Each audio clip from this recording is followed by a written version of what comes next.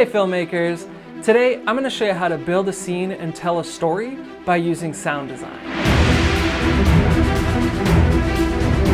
This video is sponsored by Storyblocks Audio. Films are made up of two parts, video and audio. And honestly, to me, they're equally important. But a lot of times as videographers and cinematographers, we completely overlook sound. And I think that's really to our disadvantage because it adds so much to your video. So let's take a look at a scene that I shot right now, and then we'll break down how I put all the soundscape together to make this scene really come to life.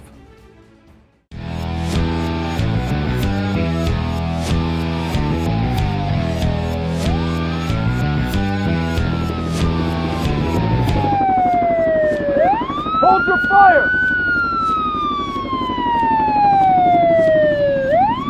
Police, open up!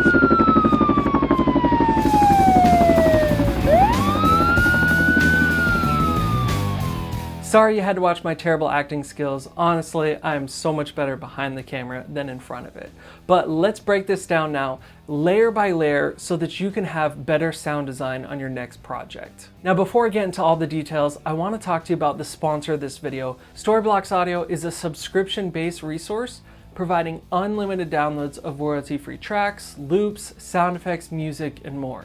And all the clips are 100% royalty free. So you can keep all the media forever and there are no contracts. It only took me a couple minutes to find the sound effects and music that I needed for this video. I just looked up things like helicopter and police siren, and right away I was downloading those tracks, popping them into my timeline, and then just matching it all up and seeing how it sounded. If you want to stop looking for high quality soundtracks and start finding them right away, check out the link in the description below to audioblocks.com. I use Final Cut Pro 10 to edit this video, but you could really use any editing software. So at the beginning of the scene, I had the rock and roll music at full volume because I wanted you to feel like you were part of the character rocking out. Then as it progresses, you hear the sirens kind of amp up. And so I just did a nice crossfade up until the point where I take my headphones off, and then that's when I had the music drop way down to -12 decibels.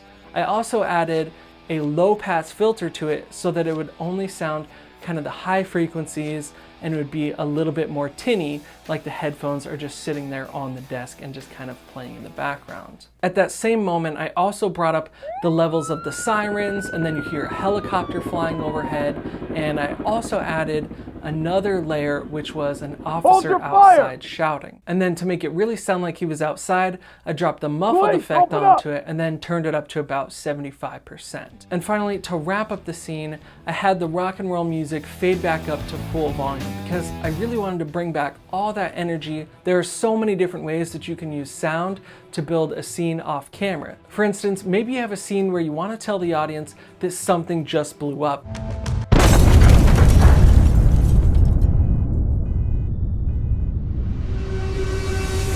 But you can't visually show it because maybe you don't know how to do VFX, or you don't have the budget to do it, or you just can't actually blow something up. Instead, you can just have the sound effect and then your characters reacting to it. Now, the other half of audio is of course video, and I love lighting and cinematography, so I want to break down really quickly how we lit this scene as well. I wanted the scene to look like it was nighttime, so obviously I shot it at night.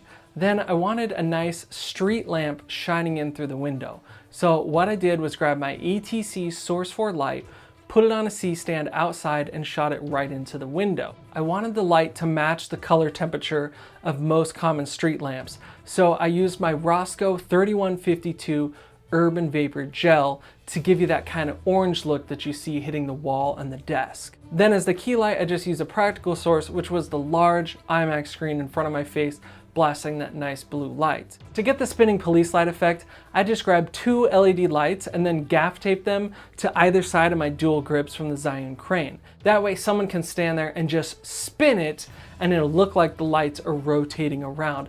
I chose to do blue and white lights instead of blue and red because the red light was just not powerful enough and actually shining through the window. Obviously the rig is pretty janky and not very professional looking, but I was able to build it really quick to give us that cool police light effect. To get the sliding shot, I didn't have a third person to actually run the slider, so I chose to use my electronic slider from YC Onion, and then I just set it to go from point A to B, and I think it worked really nice. If you want to learn how to light and shoot better videos, hit subscribe right now. I have a ton more videos coming out in shooting, editing, everything like that.